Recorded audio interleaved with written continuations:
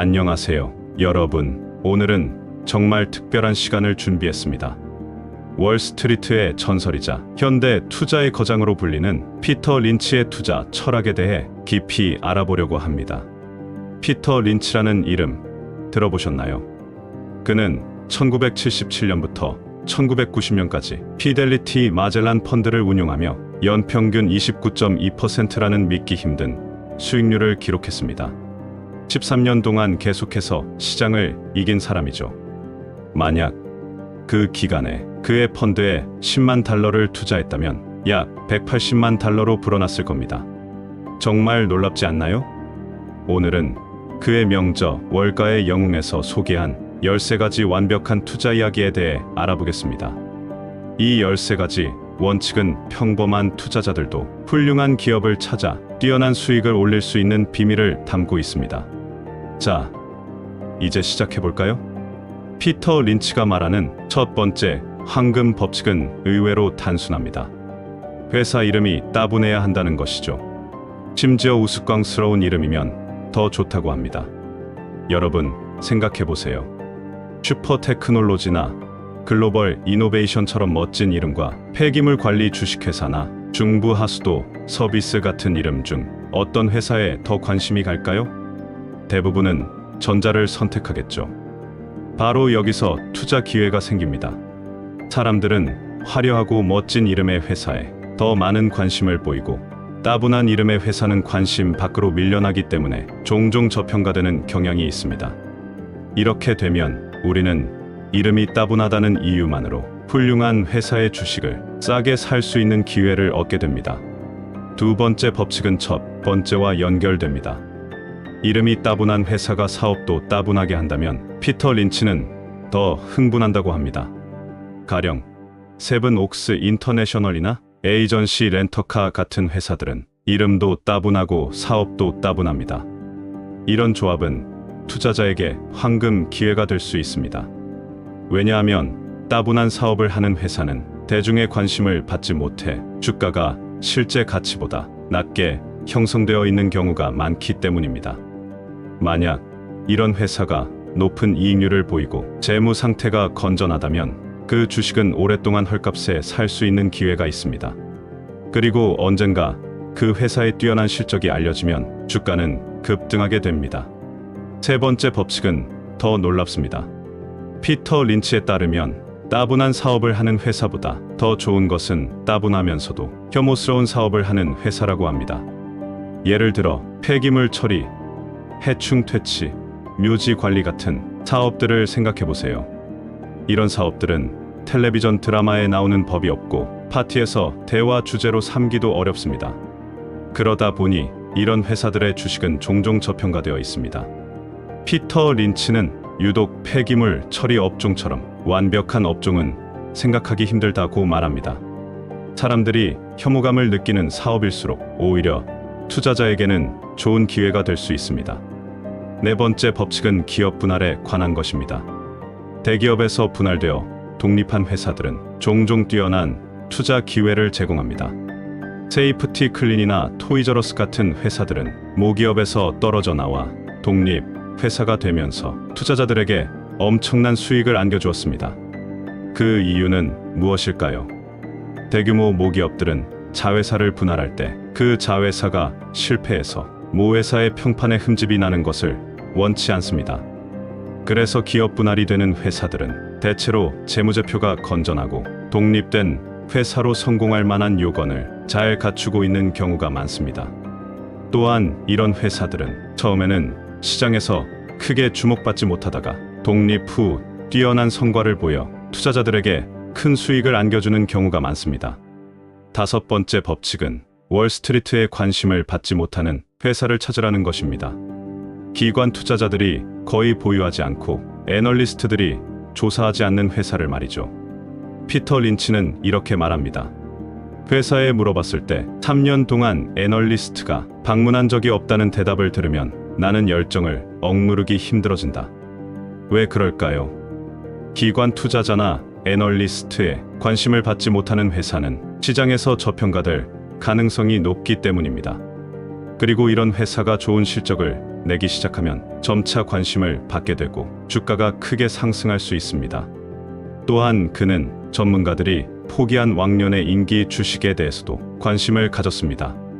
한때 주목받다가 잊혀진 회사들 중에서도 가치 있는 투자 기회를 발견할 수 있습니다. 여섯 번째 법칙은 꽤 독특합니다. 유독 폐기물과 관련됐다고 소문난 회사를 찾으라는 것이죠. 이것은 세 번째 법칙과 비슷한 맥락입니다. 부정적인 소문이 있는 회사들은 대중과 투자자들로부터 외면받아 주가가 낮게 형성되어 있는 경우가 많습니다.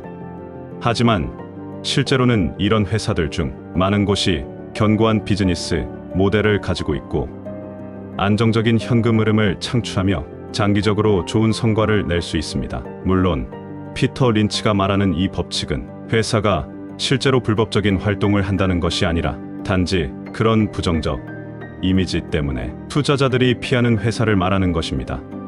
일곱 번째 법칙은 사망이나 질병과 같이 음울한 사업을 하는 회사를 추천합니다. 피터 린치는 월스트리트가 유독 폐기물 말고 무시하려는 대상이 또 있다면 그것은 사망과 관련된 비즈니스라고 말합니다. 장례식장, 묘지, 관 제조업체 같은 회사들은 투자자들이 심리적으로 기피하는 경향이 있습니다. 그러나 이런 사업들은 수요가 안정적이고 경기 변동에 덜 영향을 받는 특성이 있습니다. 또한 사람들이 이런 업종에 투자하기를 꺼리기 때문에 실적이 좋은 회사라도 주가가 저평가되어 있는 경우가 많습니다. 따라서 음울한 사업을 하는 회사 중 재무 상태가 건전하고 이익이 안정적으로 성장하는 곳은 훌륭한 투자 기회가 될 수 있습니다. 여덟 번째 법칙은 의외로 성장 정체 업종에 주목하라는 것입니다. 대부분의 투자자들은 AI, 바이오텍, 신재생, 에너지 같은 고성장 업종에 투자하려고 합니다. 하지만 피터 린치는 고성장 업종은 소음과 경로만 가득할 뿐이라고 지적합니다. 실제로 성장 정체 업종이야말로 대박 기업이 탄생하는 곳이라고 그는 말합니다. 특히 지루하고 혐오스러운 성장 정체 업종은 경쟁이 거의 없습니다. 새로운 경쟁자가 진입할 가능성도 낮죠. 이런 업종에서 혁신적인 방식으로 사업을 운영하거나 효율성을 높이는 회사는 안정적인 성장을 할 수 있는 환경을 갖추게 됩니다. 그리고 이는 투자자에게 좋은 기회가 될 수 있습니다. 아홉 번째 법칙은 틈새 시장을 확보한 회사를 찾으라는 것입니다.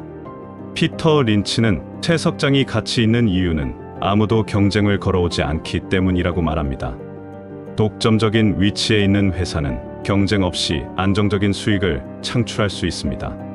틈새 시장은 시장 규모가 작아서 대기업들이 관심을 갖지 않거나 특별한 기술이나 자원이 필요해서 진입 장벽이 높은 영역을 말합니다. 이런 틈새 시장에서 독점적 지위를 누리는 회사는 높은 마진율과 안정적인 성장을 기대할 수 있습니다. 피터 린치는 독점 판매권이 회사나 주주에게 주는 가치는 몇 번이고 강조해도 지나침이 없다고 말하며 완벽한 회사는 반드시 틈새를 보유해야 한다고 강조합니다. 열 번째 법칙은 소비자들이 지속적으로 구매하는 제품을 판매하는 회사를 찾으라는 것입니다.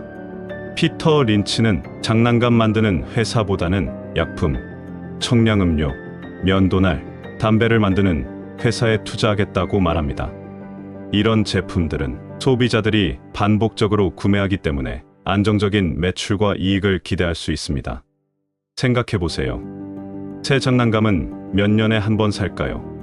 하지만 치약, 샴푸, 세제, 음료수는 어떨까요? 이런 제품들은 거의 매일, 매주, 매월 구매하게 됩니다. 반복 구매가 일어나는 제품을 판매하는 회사는 현금 흐름이 예측 가능하고 안정적입니다. 이는 장기 투자자에게 큰 매력으로 작용할 수 있습니다. 11번째 법칙은 기술을 개발하는 회사가 아니라 기술을 효과적으로 사용하는 회사에 투자하라는 것입니다. 피터 린치는 끝없는 가격 전쟁 속에서 생존을 위해 몸부림치는 컴퓨터 회사에 투자하는 대신 ADP, 즉 Automatic Data Processing처럼 가격 전쟁에서 오히려 혜택을 보는 회사에 투자하라고 조언합니다. 기술을 개발하는 회사들은 치열한 경쟁 속에서 마진이 계속 줄어들고 제품 주기가 짧아 지속적인 연구개발 투자가 필요합니다.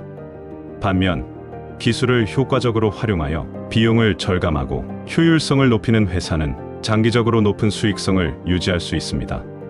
예를 들어 소프트웨어를 개발하는 회사에 투자하는 것보다 그 소프트웨어를 활용해 업무 효율을 높이는 회사에 투자하는 것이 더 안정적인 수익을 가져다 줄 수 있습니다. 12번째 법칙은 회사 내부자들의 행동을 주시하라는 것입니다. 피터 린치는 회사 내부자가 자기 돈으로 주식을 매수하는 경우처럼 성공 가능성이 큰 비밀 정보는 없다고 말합니다. 경영진이나 이사회 멤버들이 자사 주식을 대량으로 매수한다면 그것은 회사의 전망이 밝다는 강력한 신호입니다. 그는 또 이렇게 말합니다. 내부자들이 미친 듯이 주식을 사들인다면 적어도 이 회사는 6개월 동안 파산하지 않는다고 확신해도 좋다. 물론 내부자 매도에 대해서는 다르게 해석해야 합니다. 내부자들이 주식을 매도하는 이유는 다양할 수 있습니다.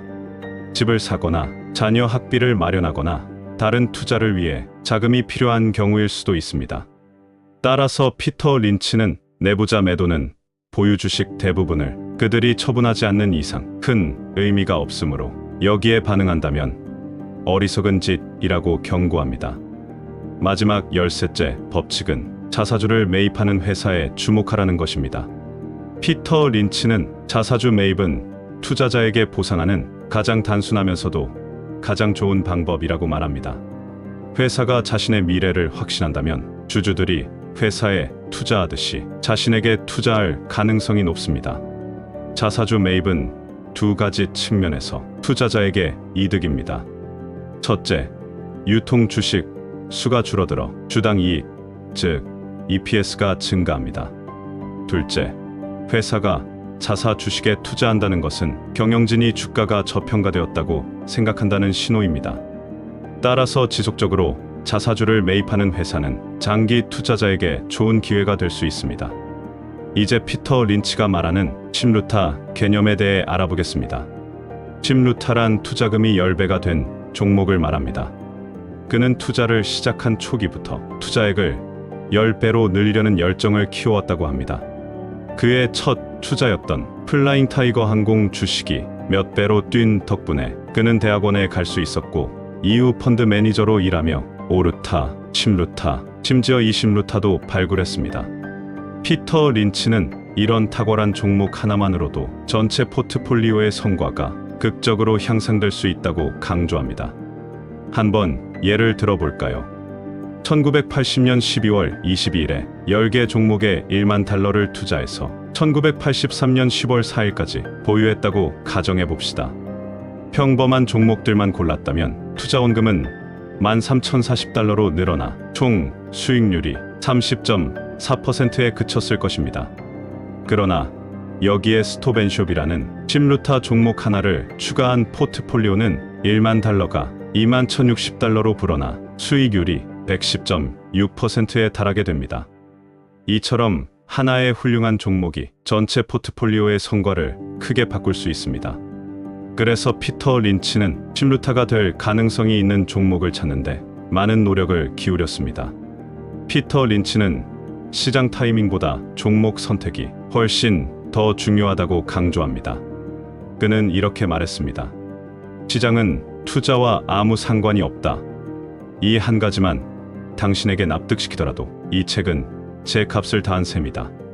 많은 투자자들이 시장의 방향을 예측하는데 시간을 쏟지만 피터 린치는 이것이 거의 불가능한 일이라고 말합니다.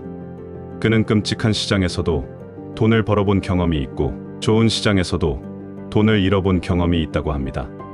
예를 들어 철강 산업이 회복된다는 사실을 알고 철강 주식에 투자했다고 가정해봅시다.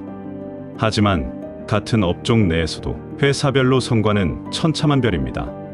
1981년부터 1986년 동안 LTV는 26.5달러에서 1.13달러로 하락한 반면 같은 기간 누코는 10달러에서 50달러로 상승했습니다. 이처럼 업종을 정확하게 예측했더라도 종목을 잘못 골랐다면 결국 손실을 입게 됩니다. 피터 린치는 만일 시장이 당신 종목을 끌어올릴 것이라고 기대한다면 차라리 버스를 타고 애틀랜타로 가서 룰렛에 돈을 거는 편이 낫다고 조언합니다. 피터 린치는 칵테일 파티 이론을 통해 시장의 심리 상태를 판단하는 재미있는 방법을 소개합니다. 상승 시장의 첫 단계에서는 아무도 시장이 다시 오른다고 기대하지 않고 사람들은 주식 이야기를 하지 않습니다.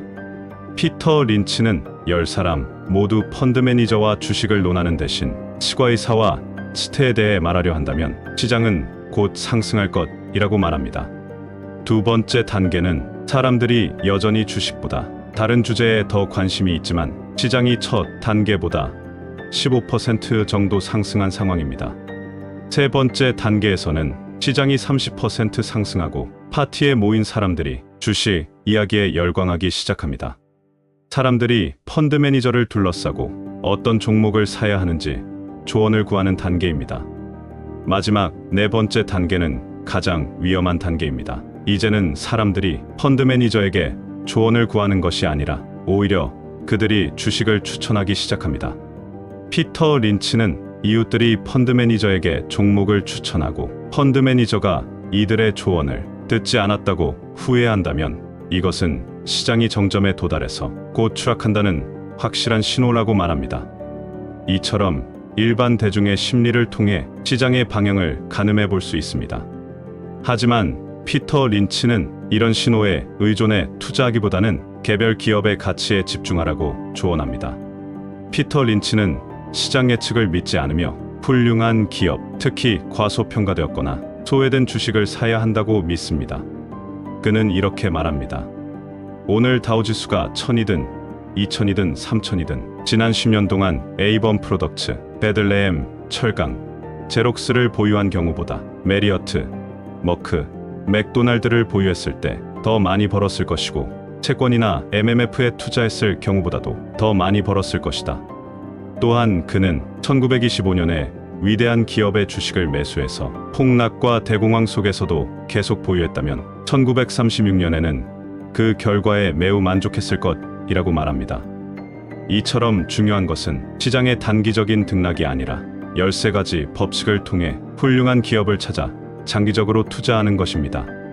피터 린치의 이 원칙들은 평범한 투자자들도 성공적인 투자를 할 수 있도록 도와주는 소중한 지침이 될 것입니다. 이제 피터 린치의 13가지 투자 법칙을 배웠으니 실제 투자에 적용해 볼 시간입니다. 어떻게 시작하면 좋을까요? 먼저 주변에서 볼 수 있는 기업들 중에서 13가지 특징에 부합하는 회사를 찾아보세요. 다음으로 그 회사의 재무제표를 확인하고 실제로 건전한지 검토해 보세요. 마지막으로 합리적인 가격에 투자할 수 있는지 판단하고 장기적인 관점에서 투자 결정을 내리세요. 기억하세요. 성공적인 투자는 하루아침에 이루어지지 않습니다. 꾸준한 학습과 분석, 그리고 피터 린치의 지혜를 바탕으로 여러분도 뛰어난 투자자가 될 수 있습니다. 다음 시간에 또 만나요. 시청해 주셔서 감사합니다.